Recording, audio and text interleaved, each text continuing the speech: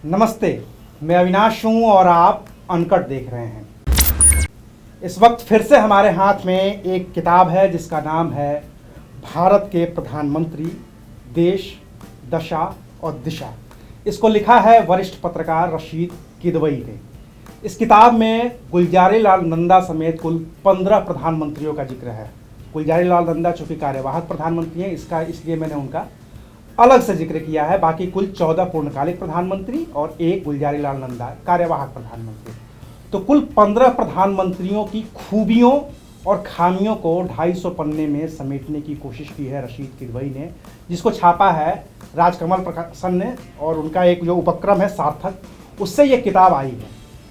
15 प्रधानमंत्रियों के कार्यकाल को, उनकी खूबियों को, उनकी खामियों को 250 पन्ने में समेटना अपने आप में एक चुनौती भरा काम है, क्योंकि हर एक प्रधानमंत्री पर कम से कम 100 किताबें लिखी जा चुकी हैं। इसलिए इस किताब के बारे में बात करने से ज़्यादा महत्वपूर्ण हो जाता है कि इस किताब में जो कैरेक्टर हैं उनको इतने कम शब्दों में समेटा कैसे गया है। और इसलिए आज हमारे साथ हैं वरिष्ठ पत्रकार रशीद किदवई, जिनसे हम इस किताब के बारे में बात करेंगे, इस किताब को लिखने के दौरान आने वाली चुनौतियों के बारे में बात करेंगे और बात करेंगे उन 15 प्रधानमंत्रियों की खूबियों की, खामियों की।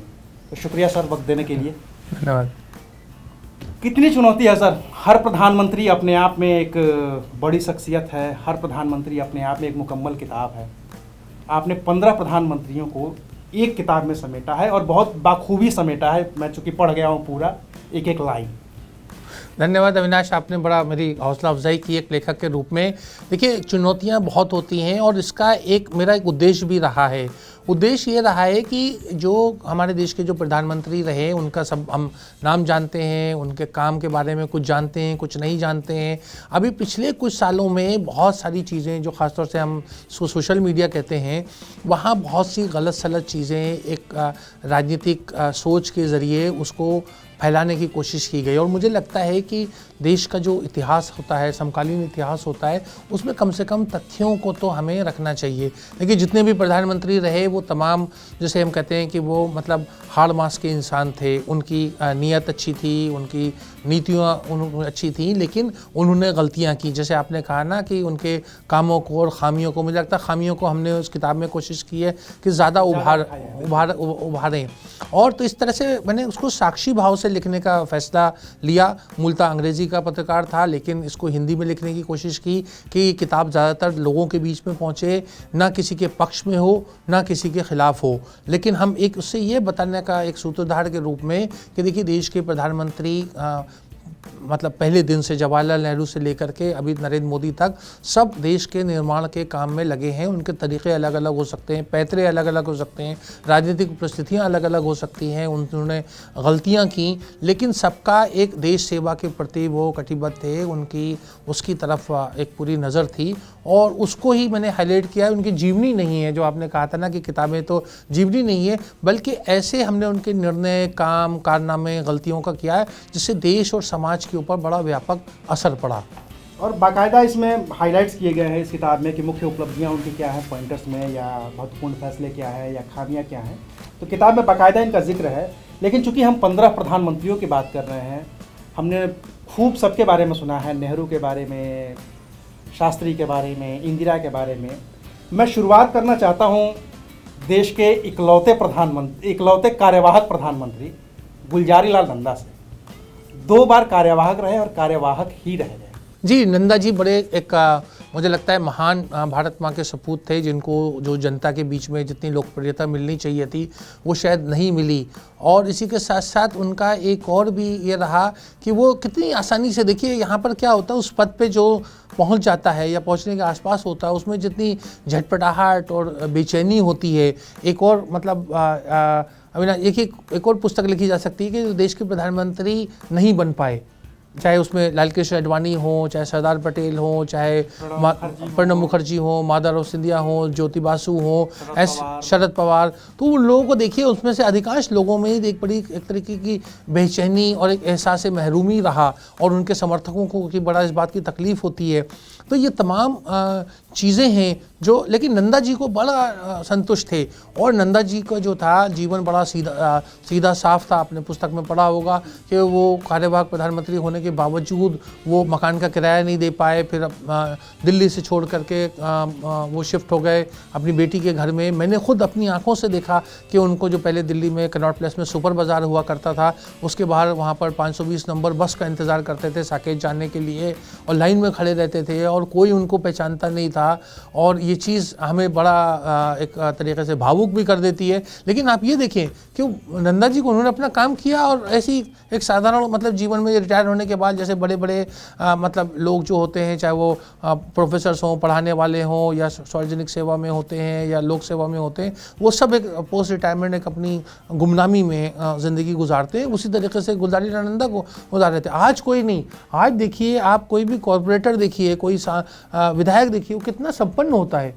और आज तो ब्लॉक प्रमुख के पास इतना पैसा है कि वो कई बड़ी गाड़ियां लेकर के चल सकता है। जैसा कि हमने जिक्र किया गुलजारी लाल नंदा कार्यवाहक प्रधानमंत्री, चलिए हो सकता है कि कुछ लोग कहें कार्यवाहक ही तो थे, गृह मंत्री तो पूर्णकालिक थे वो।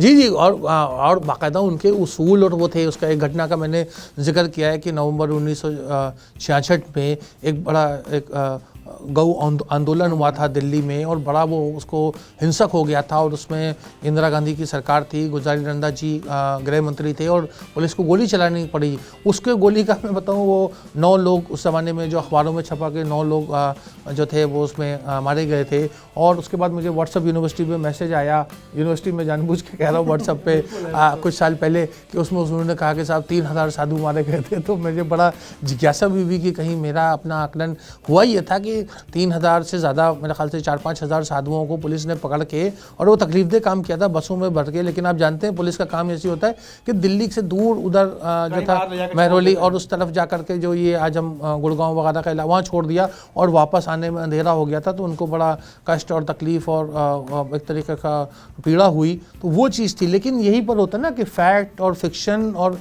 फैंटेसी, मतलब ख्वाहिश, जो खबर जो होती है वो मतलब ख्वाहिश बना करके उसको पेश किया जाता है। तो ये तमाम चीज़ें इसमें तथ्यात्मक रूप से मैंने पेश करने का प्रयास किया है। अच्छा, थोड़ा सा मैं भटकूंगा। आपने जिक्र कर दिया गुलजारी लाल नंदा का और वो साधुओं के आंदोलन का, जिसमें 9 लोग मारे गए और फिर इंदिरा गांधी ने गुलजारी लाल नंदा से इस्तीफ़ा ले लिया।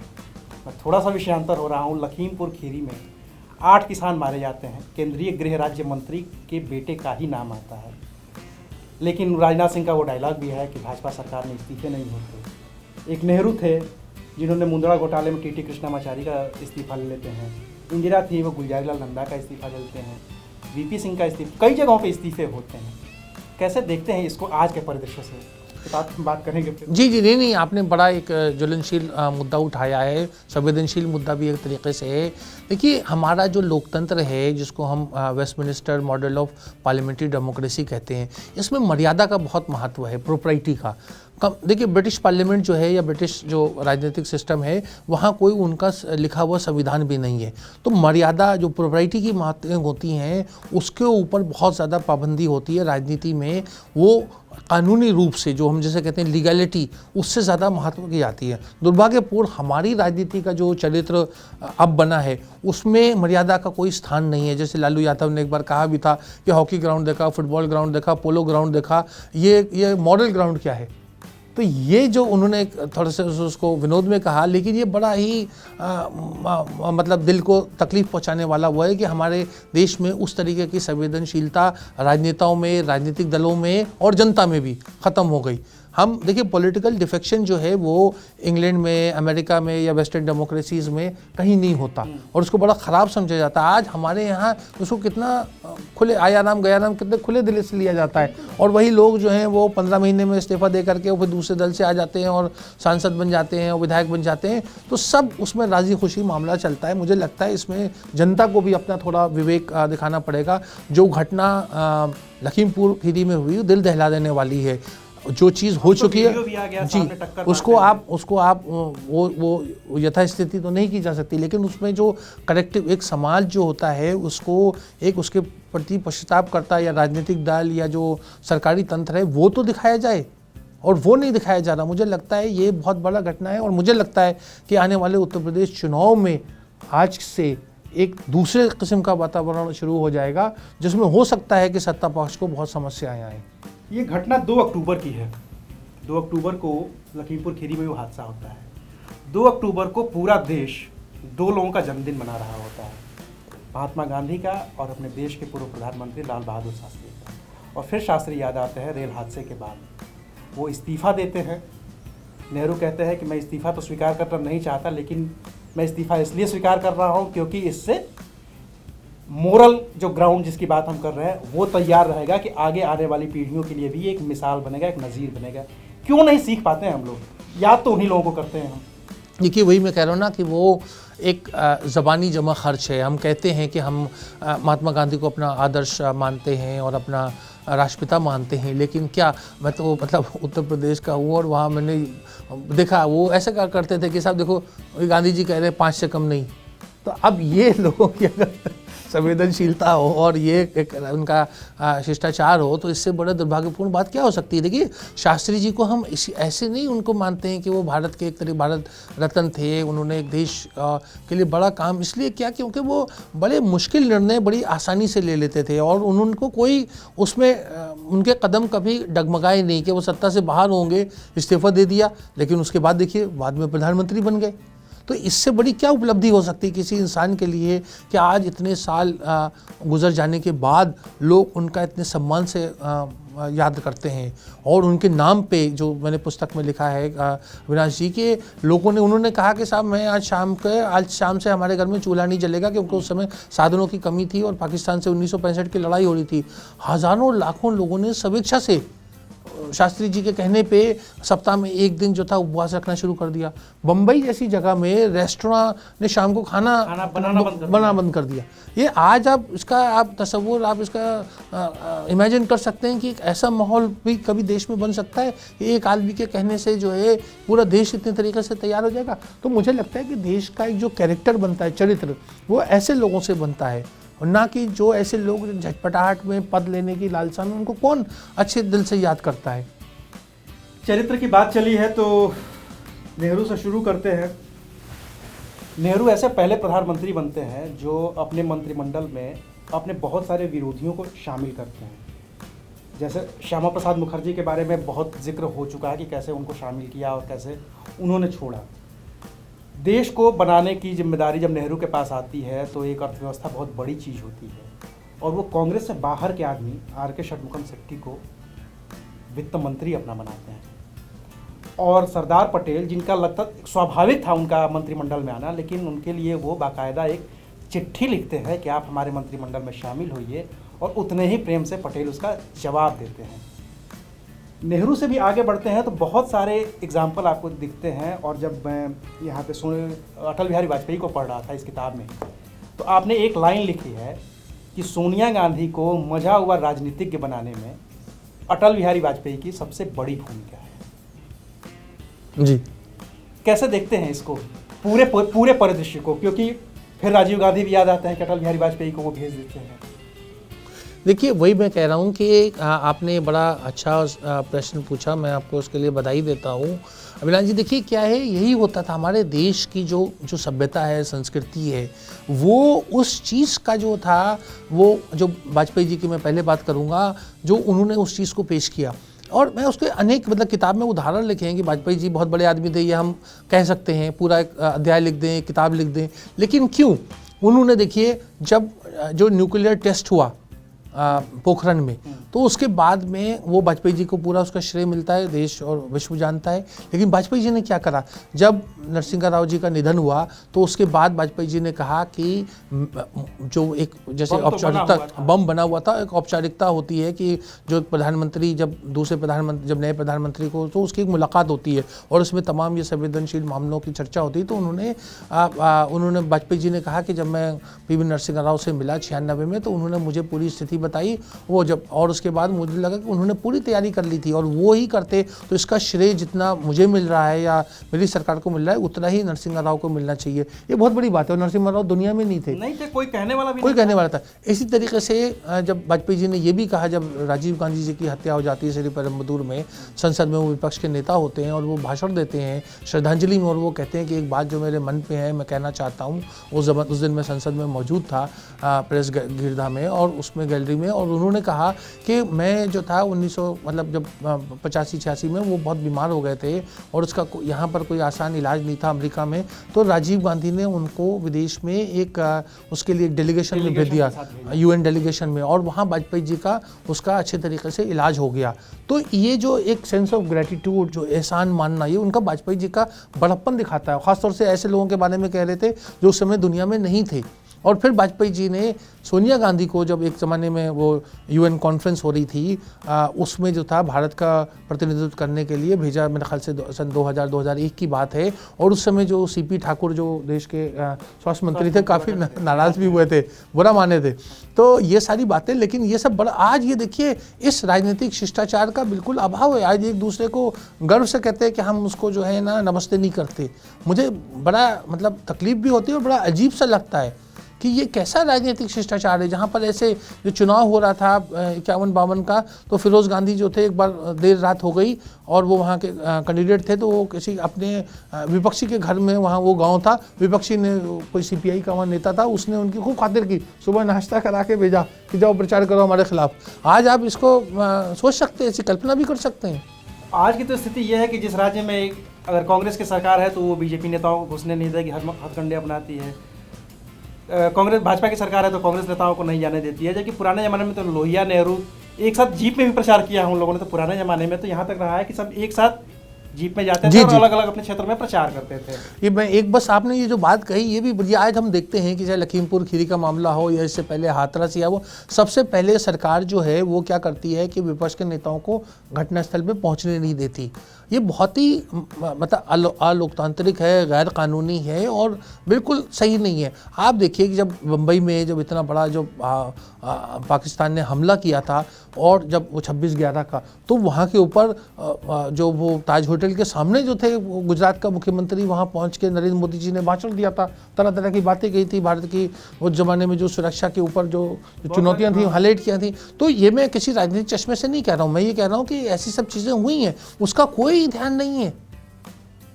ये बात सोचनी चाहिए। और देखिए जो वहाँ जाता है वहाँ आग नहीं लगाता, वहाँ जा करके वो उसका एक समाज जो है, एक जो जीवित समाज है वो कम से कम एक उसका, जिससे मैं कह रहा हूँ, पश्चाताप करता है, एक अफसोस करता है, एक उनके गम में शरीक होता है।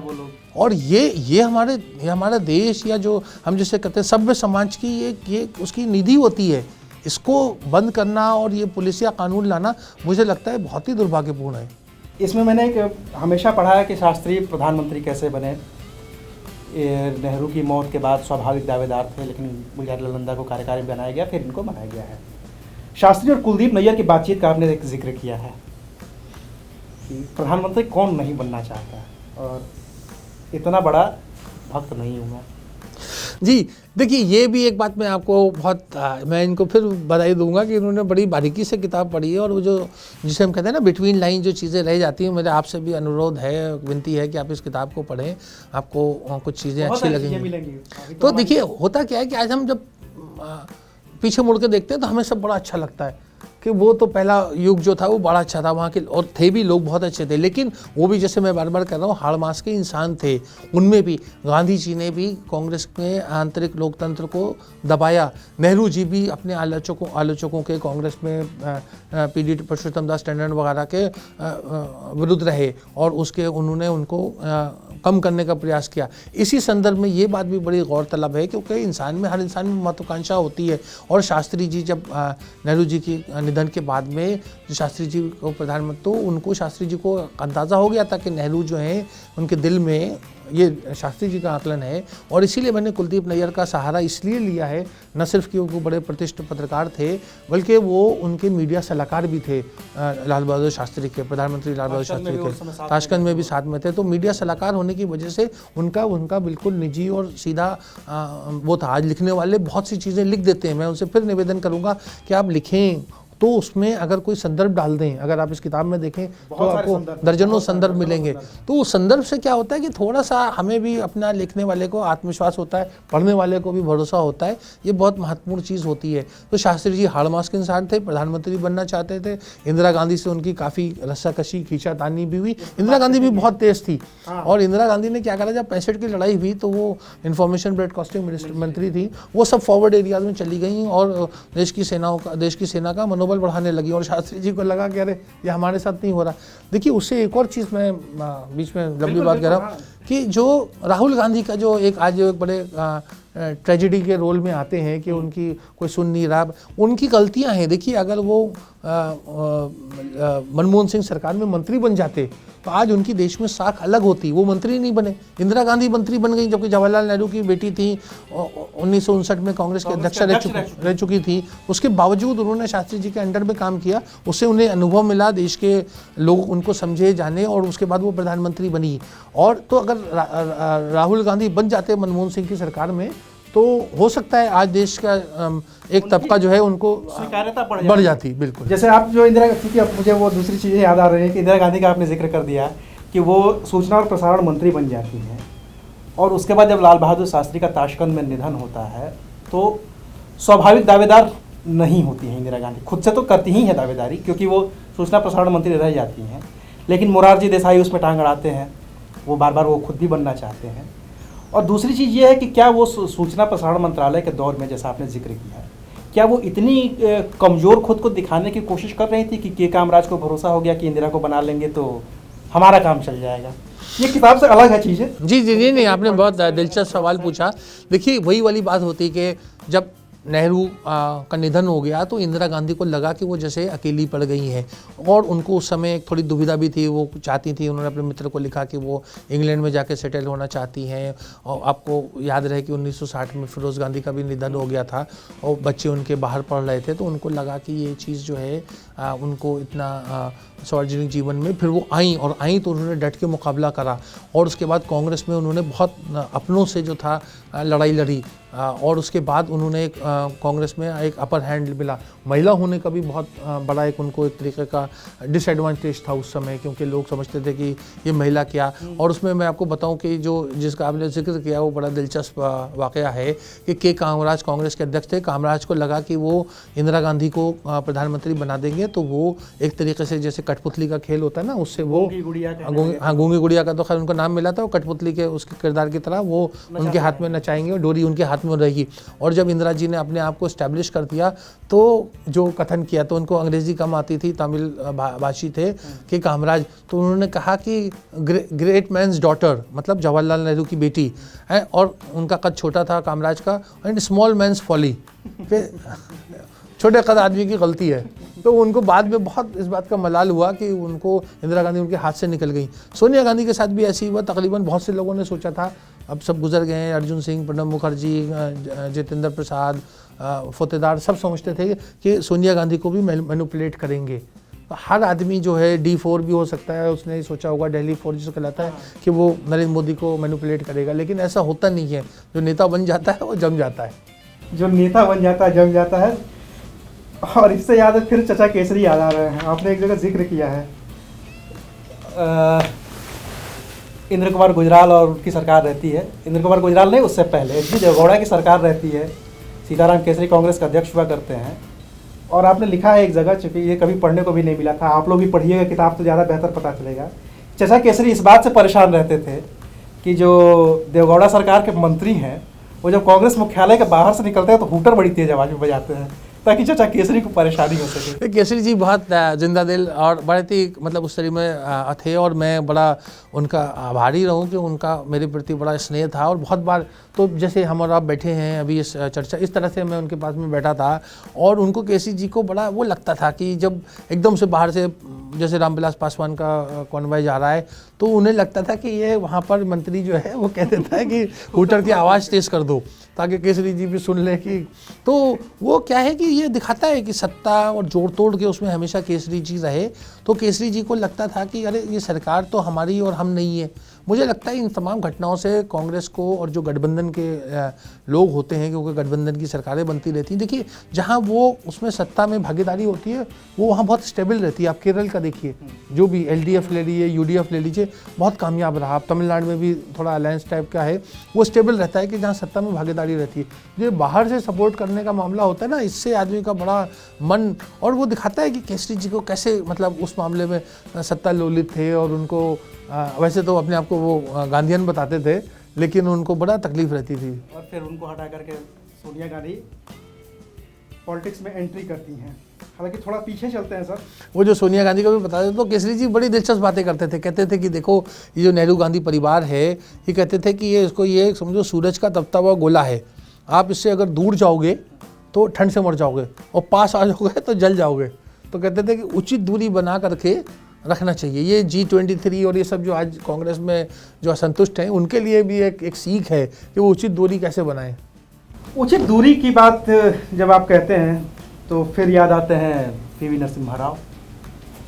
राजीव गांधी का निधन होता है, PV नरसिम्हा राव प्रधानमंत्री बनते हैं सोनिया गांधी की, चूँकि उसमें दिलचस्पी नहीं रहती है, लेकिन PV नरसिम्हा राव प्रधानमंत्री बन जाते हैं। PV नरसिम्हा राव और सोनिया गांधी के बीच बहुत करीबी होती है, उनके लिए SPG की सुरक्षा देने से लेकर के और तमाम चीज़ें जो वो कर सकते थे, राजीव गांधी फाउंडेशन को पैसे देना वगैरह। लेकिन विंसेंट जॉर्ज का मामला आता है और फिर सोनिया और राव के बीच की जो तल्खी है वो इतनी बढ़ जाती है कि राव के मरने के बाद उनकी डेड बॉडी तक कांग्रेस मुख्यालय में नहीं जा पाती है। क्या हुआ था, थोड़ा सा विस्तार से बताएंगे दर्शक, चूँकि आप पढ़ेंगे तो बहुत बेहतर होगा, लेकिन जी, फिर भी देखिए मैं हाँ, वो कई अलग अलग तरीके से कई अलग अलग चीज़ें कही जाती हैं। इसमें एक विंसेंट जॉर्ज मिले हैं और दूसरी मिली है वो फिल्म 1994 विधानसभा की। जी जी, देखिए ये वही बात आ जाती है कि आप ऐसी बहुत सी चीज़ें आपके नज़र में एक तरीके से पूरी फिल्म की तरह चल जाती है वो घटनाक्रम वहाँ पर।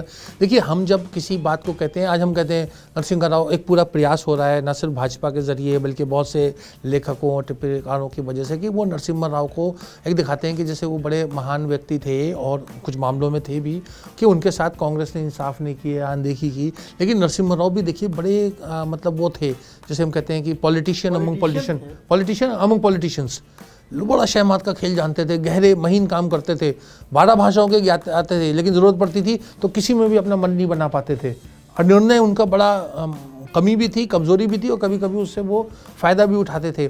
तो क्या हुआ कि वो जो सोनिया, और एक और चीज़ मैं आपको बताते चलूँ कि जब आपके संदर्भ पे आऊँ कि देखिए लोग ये सोचते हैं कि क्यों प्रणब मुखर्जी को सोनिया गांधी ने प्रधानमंत्री नहीं बनाया या अर्जुन सिंह को नहीं बनाया या दूसरे लोगों को प्रधानमंत्री नहीं बनाया, क्यों मनमोहन, क्योंकि मुझे लगता है कि जो वो नरसिम्हा राव और जो वो पीरियड रहा सोनिया गांधी का राजीव गांधी की हत्या के बाद 91 से 96 में, उसमें सोनिया गांधी का जो कांग्रेस के जो राजनेता हैं, मतलब जो जैसे हम कहते हैं ना 100 खाँटी, उससे उनका विश्वास उठ गया था। उन्हें लगा कि जब नरसिम्हा राव जैसा आदमी सत्ता पा करके इतना बदल सकता है, इतना उनको नीचा दिखाने का प्रयास कर सकता है, तो उन्हें वो ये मेरा अपना आकलन है, वो उनको अर्जुन सिंह और प्रणब मुखर्जी दोनों पे उतना विश्वास नहीं था। और यही वजह है कि मनमोहन सिंह के ऊपर ज़रूर, और आज तक मनमोहन सिंह उनके साथ आज भी खड़े हैं बड़ी विषम परिस्थितियों में। जो आपने वी जॉर्ज की बात करी, वी जॉर्ज उनके बहुत विश्वास पात्र थे। मैंने उसमें किताब में ये लिखा है, निजी सचिव थे, कि कभी कभी देखिए वो देखिए क्या है, जितने भी कांग्रेस में इस तरह के लोग हुए जो हाईकमांड के करीब रहे, चाहे वो यशपाल कपूर रहे हों या ML फतेहदार रहे हों या RK धवन रहे हों या तो उन सब को जो था उनको ने एक राजनेता का एक उनको रोल मिला। धवन भी मंत्री रहे, फतेहदार भी मंत्री रहे, वी जॉर्ज को कुछ नहीं मिला, जबकि बहुत ही निष्ठावान रहे और बहुत उन्होंने कांग्रेस में और राजीव गांधी और सोनिया गांधी की राजनीतिक रूप से सेवा करी। तो वो चाहते थे कि वो राज्यसभा में आ जाए और नरसिम्हा राव ने वो नहीं किया और उसकी वजह से उन्होंने मार्गरेट तलबा को टिकट दे दिया। तो वी जॉर्ज ने बहुत ज़्यादा पीवी नरसिम्हा राव के खिलाफ साजिशें की, कांटे बोए और ऐसा हालात पैदा कर दिए कि राव बनाम सोनिया हो गया।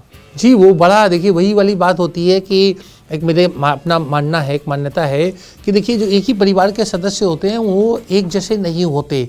जवाहरलाल नेहरू और इंदिरा गांधी बहुत दो भिन्न भिन्न किरदार थे, राजनीतिक सोच उनकी बहुत अलग थी। इस तरीके से संजय गांधी इंदिरा गांधी से अलग थे, राजीव गांधी संजय गांधी से अलग थे, सोनिया गांधी राजीव गांधी की पत्नी होने के बावजूद उनकी राजनीतिक सोच अलग है। और इसी संदर्भ में मैं कहता चलूँ कि राहुल गांधी, उनकी सोच सोनिया गांधी से बहुत अलग है, राजनीति का काम करना। और अब हम जैसे जैसे प्रियंका गांधी को देख रहे हैं तो आपको प्रियंका गांधी और राहुल गांधी में भी उस तरीके के भेद नज़र आएंगे, मतलब दो अलग अलग पॉलिटिकल पर्सनैलिटी मुझे लगता है कि हमें विस्तार से बात करेंगे क्योंकि बहुत सारी बातें हैं इस पे करने की। जी जी। तो उसमें मैं कह रहा हूँ कि राजीव गांधी का आकलन जो था वो डॉक्टर मनमोहन सिंह के प्रति इतना सौहार्दपूर्ण या इतना अच्छा नहीं था, और एक ज़माने में वो बहुत ज़्यादा उनसे नाराज़ हो गया और उन्होंने कहा कि जो है ये जो प्लानिंग कमीशन है, जो अब आज हम उसे नीति आयोग कहते हैं, ये बंच ऑफ जोकर्स है। और उससे डॉक्टर मनमोहन सिंह जो समय प्लानिंग कमीशन के उपाध्यक्ष थे बड़े क्षुब्ध हुए और उन्होंने त्यागपत्र देने का फैसला कर लिया। तो एस.जी. सोमैया जो बाद में CAG बने, auditor general, computer auditor general बने, उन्होंने उनको समझाया, उन्होंने पुस्तक में लिखा है, उसका भी मैंने उल्लेख किया संदर्भ के साथ, कि उन्होंने कहा कि ऐसी बेवकूफ़ी मत करो। यहाँ जब वो बात करते हैं इस तरह की मूर्खता की, उसमें आप देखिए कि मनमोहन सिंह बड़े हमें खिलाड़ी नज़र आते हैं। मैं शातिर तो नहीं कहूँगा, क्योंकि देखिए वो वर्ल्ड बैंक में थे और वर्ल्ड बैंक में फिर उनको जो है यहाँ के ऊपर दिल्ली स्कूल ऑफ इकोनॉमिक्स में एक लेक्चरशिप की पोस्ट मिलती है और वो उसको छोड़ के आने जाते। तो उनके जो प्रोफेसर साहब थे, वो प्रोफेसर साहब बड़ी हैरत का इजहार करते हैं कि भाई आप वर्ल्ड बैंक को कौन छोड़ के जाता है, क्योंकि वो जाकर के वर्ल्ड बैंक में कुछ वहाँ के उपाध्यक्ष वगैरह बन जाते हैं, लेकिन वर्ल्ड बैंक का उपाध्यक्ष और कहाँ देश के वित्त मंत्री और बाद में जो बने प्रधानमंत्री, वित्त मंत्री, और आज इतना इज्जत, एक नामी, शोहरत, सब कुछ उनके साथ है। तो वो कहते हैं, उनसे कहते हैं क्या मूर्खता कर रहे हो, और फिर सोच के उनके प्रोफेसर कहते हैं कि कभी कभी मूर्खता करने में भी बुद्धिमानी होती है। और वो बुद्धिमानी मनमोहन सिंह के कितनी काम आई कि वो वहाँ छोड़ के आए। तो उस समय भी जिस वाक़े का आप बात कर रहे हैं, जो बंच ऑफ जोकर एक कटाक्ष किया था, एक तकलीफ़ पहुँचाने वाली बात थी किसी भी ईमानदार और नेकनाम व्यक्ति के लिए, लेकिन वो मनमोहन सिंह वो अपमान का घूंट पी गए और वो जमे रहे। तो फिर उनको मौका मिला, पीवी नरसिम्हा राव ने उनको हाथों हाथ लिया, सोनिया गांधी हाथों हाथ लिया, पूरा देश ने हाथों हाथ लिया। आप उनको एक अच्छे राजनेता के तौर पे देखते हैं, और आपने जो जिक्र किया है ना, मुझे लगता है कि वो वाकई बहुत अच्छे राजनेता थे। वो 1999 के चुनाव का जिक्र याद आता है, जब ये हार जाते हैं वीके मल्होत्रा से, और उस समय वो संघ और बीजेपी को लेकर के कुछ कहते हैं, बाद में फिर उसको थोड़ा सा बैकफुट पे आ जाते हैं। तो ये तो एक जो अच्छा राजनेता होता है वही करता है कि जी, वो ज़रूर। आप वो बड़ा आंखों खेलने वाला, मतलब कम से कम मेरी आंखें खोलने वाला तो था। हमारे पुस्तक के पाठक और इस कार्यक्रम को सुनने वाले भी इसी बात से इत्तेफाक रखेंगे कि देखिए, ऐसा हमें लगता है कि मनमोहन सिंह तो बड़ी सीधी सपाट बात करते हैं। उन्होंने 1900 जो उसका जो 99 का जो चुनाव लड़ा जिसमें वो हार गए साउथ दिल्ली से, उसके 2 मामले थे। पहले तो जो आप बता रहे हैं वो मैं बताऊँगा। तो उन्होंने बहुत ज़्यादा तीखी टिप्पणियाँ की संघ के ख़िलाफ़, और कहीं ना कहीं साउथ दिल्ली में आज भी और उस ज़माने में भी संघ के काफ़ी वो थे जो मनमोहन सिंह को तो पसंद करते थे, लेकिन मनमोहन सिंह के इस बातों को कि 1984 के दंगों में वो एक, क्योंकि उस समय मैं भी दिल्ली में मौजूद था, ये कोई एक राजनीतिक दल ने नहीं किया था, बल्कि वो एक जिसे हम कहते हैं ना, एक सांप्रदायिक आउटरीच था। और उसमें जो एंटी सोशल एलिमेंट्स थे उनको एक तरीके की खुली छूट मिली, जो खुली छूट जो गुजरात में भी नज़र आई, और बहुत बार हम देखते हैं कि जहाँ सत्ता पक्ष होता है वो एक तरह खुली छूट दे देता है। जी। तो ये सारे बड़े दुर्भाग्यपूर्ण, और मैं कहता हूँ कि मतलब उनका इंसानियत के ख़िलाफ़ ऐसे चीज़ें होती हैं, वो सारी बातें थी।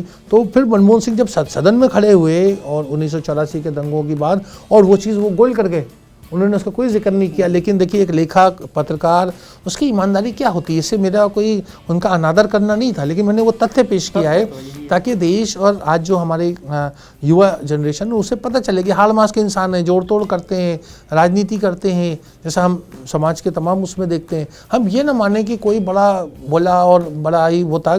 सिर्फ एक गांधी जी ज़रूर एक अपवाद हो सकते हैं काफ़ी हद तक, लेकिन बाकी जितने लोगों को मैंने आकलन किया है वो सब में ये जो एक इंसानी कमज़ोरियाँ होती हैं, महत्वाकांक्षाएँ होती हैं, अपने को अच्छा दिखाना होता है, पद की लालसा होती है, इन सब पे वो उस पैमाने पर सब खड़े उतरते हैं। जो 99 का जो साउथ दिल्ली का चुनाव था उसमें भीतरघात भी हुआ था, अंदर से उनको नुकसान पहुंचाया। और मुझे लगा ये लोग भांप गए थे, अर्जुन सिंह वगैरह, कि ये जो आदमी है मनमोहन सिंह अगर लोकसभा का चुनाव जीत जाएगा तो आने वाले समय में हमारा खतरा हो जाएगा। उनका आंकलन देखिए, वो सोनिया गांधी के विश्वास पात्र थे, लेकिन वो ये सब बातें समझ जाते थे। मुझे खुद जो माधवराव सिंधिया जी ने बताया, जब ये 2001 की बात है और सितंबर 2001 में उनका निधन हो गया एक हवाई दुर्घटना में, उन्हें भी मनमोहन सिंह खटकने लगे थे। और वो कहते थे कि यार ये आदमी हर समय, सोनिया गांधी जहाँ जाती है, विपक्ष की नेता थी, और जब इजरायलियों का डेलीगेशन आया या जो भी विदेश से लोग आते थे तो सोनिया गांधी अपने साथ मनमोहन सिंह को लेके जाती थी। तो उनको लगने लगा, उन्हें कहीं ना कहीं लगता था कि वो, और मुझे लगता है कि जो हमने एक सूची बताई कि देश के जो प्रधानमंत्री, अच्छे प्रधानमंत्री हो सकते थे, उसमें माधवराव सिंधिया जी भी हो सकते थे। उनका बड़ा विजन था, बड़ा उन्होंने काम किया। तो ये सारी बातें, लेकिन ये राजनेता सब चीज़ें समझ जाते हैं हम लोगों से ज़्यादा। यहाँ रोक करके एक चीज़ बताना चाहता हूँ कि अगर सिंधियाज पे आपको अच्छी जानकारी चाहिए तो हाउस ऑफ सिंधियाज, रशीद किदवई की लिखी एक बहुत ही प्रतिष्ठित किताब है। आप उनको पढ़ेंगे तो समझेंगे कि सिंधिया परिवार की राजनीति क्या है। बाकी तो ये किताब है, हम बाकी आगे बात करते हैं। मैंने रोक करके बता दिया अपने दर्शकों को, सिंधिया के बारे में विस्तार से आपने बहुत लिखा है उसमें, उस पर कभी अलग से बात करेंगे जी। परिवार की बात हुई थी, जैसा हमने जिक्र किया कि राजीव गांधी से मनमोहन सिंह के रिश्ते क्या थे और सोनिया गांधी से मनमोहन सिंह के रिश्ते क्या थे। और उसी परिवार में एक बड़ा इंटरेस्टिंग कैरेक्टर हैं अरुण नेहरू।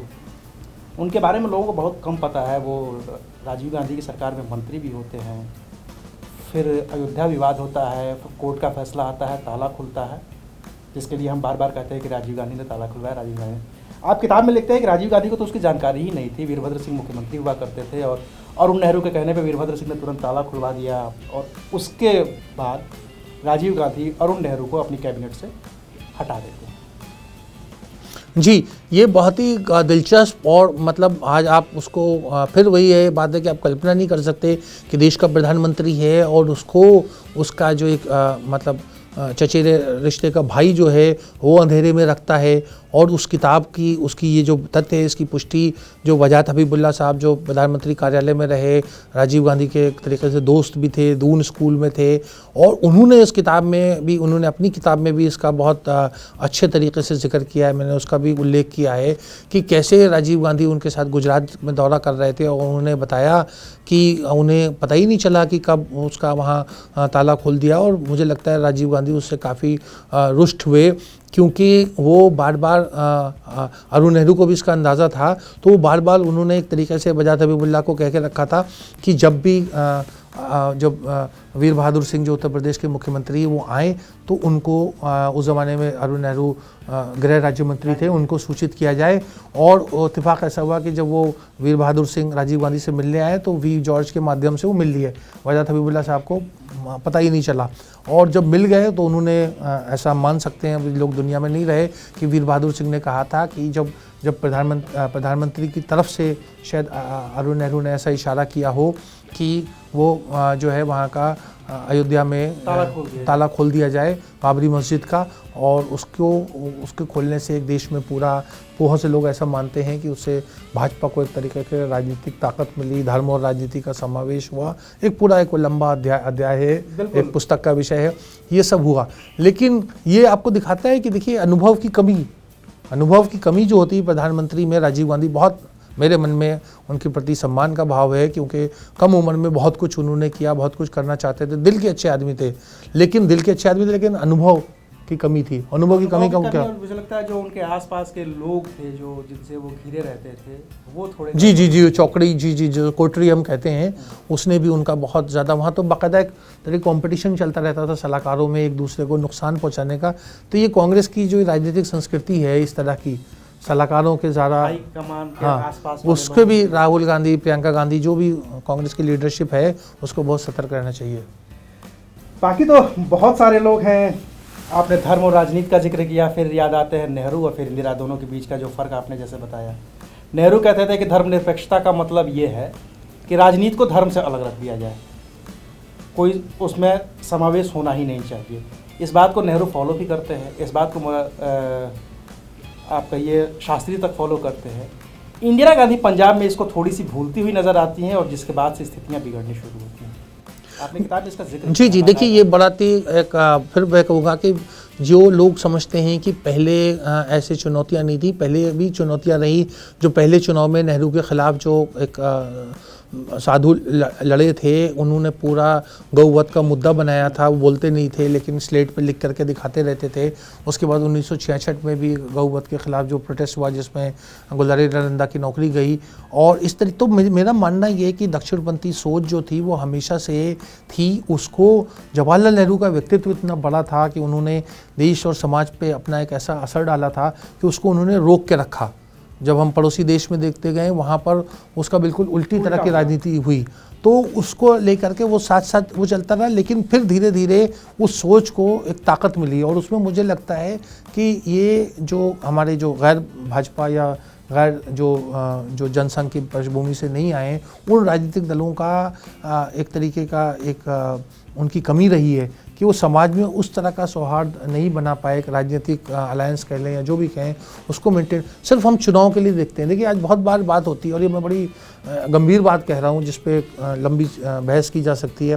वो कहते हैं कि कांग्रेस जो है अपना वो वैचारिक को ठीक करे।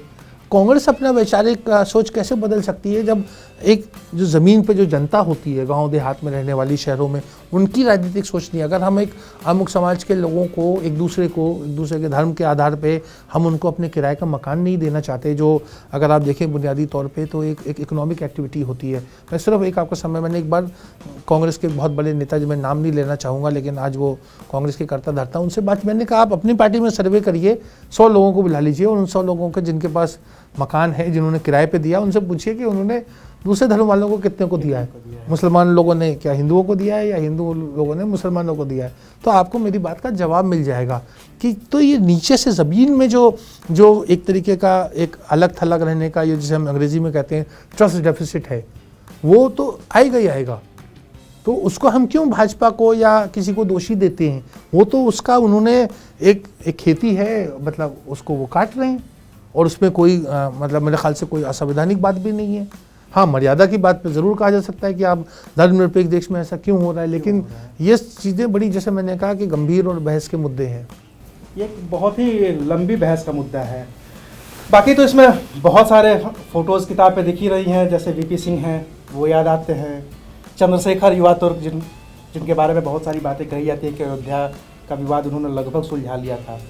इंद्र कुमार गुजराल के बारे में थोड़ी कम बात होती है क्योंकि वो उनकी जब भी जिक्र होता है तो मुझे सिर्फ बिहार और लालू यादव चारा घोटाला ही याद आता है, इसके अलावा कुछ याद नहीं आता है। देखिए ये बड़ा एक, मैं कहूँगा कि भारतीय राजनीति का या जिस तरीके का हम जो नरेटिव पेश करते हैं उसका एक बड़ा दुर्भाग्य ये है कि जो जैसे फिल्म में होता है ना कि जो माइनर कैरेक्टर, अगर आप कोई फिल्म देखें, शोले देखें, उसमें जो छोटे छोटे किरदार थे, असरानी का किरदार था, एक हंगल का किरदार, वो कितने बढ़िया थे, तो उससे उन्होंने पूरा फिल्म में एक नई जान फूंक दी थी।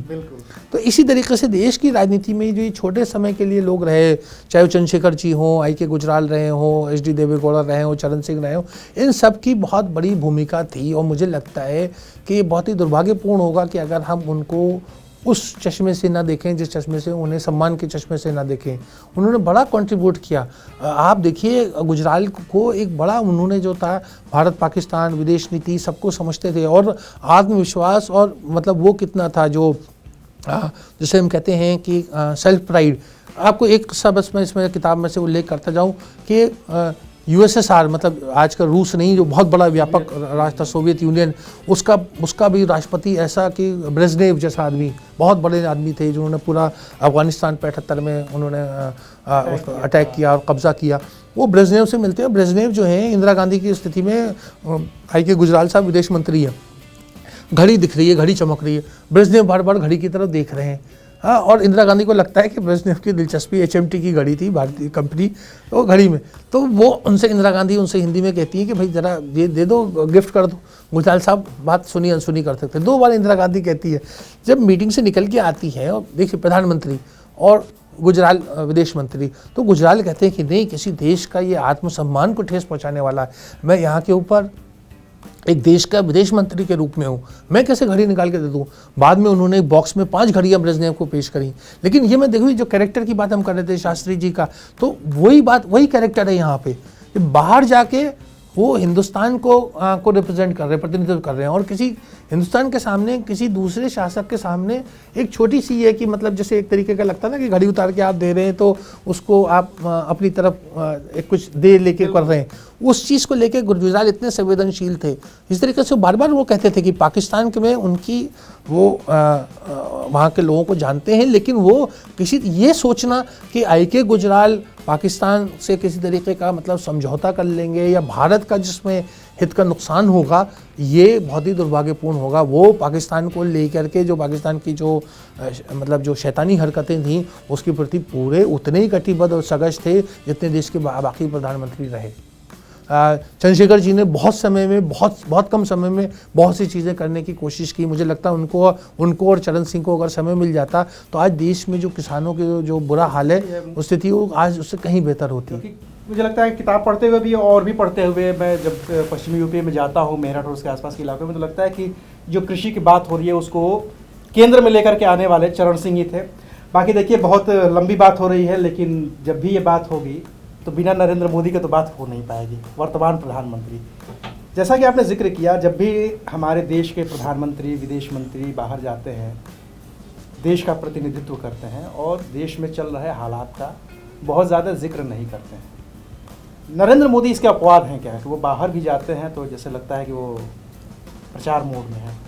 जी देखिए, उनके विपक्षी इसी तरीके से उन पर आरोप भी लगाते हैं। जी देखिए, नरेंद्र मोदी जी का एक व्यक्तित्व है, और क्योंकि वो एक प्रदेश में के मुख्यमंत्री थे और प्रदेश की राजनीति में बहुत ज़्यादा सक्रिय थे, और उसको उन्होंने अपने प्रदेश को जब मुख्यमंत्री होने गए तो उन्होंने विश्व के एक जो ये सारा इकोनॉमिक एक्टिविटीज़ में ख़ास तौर से लाए थे।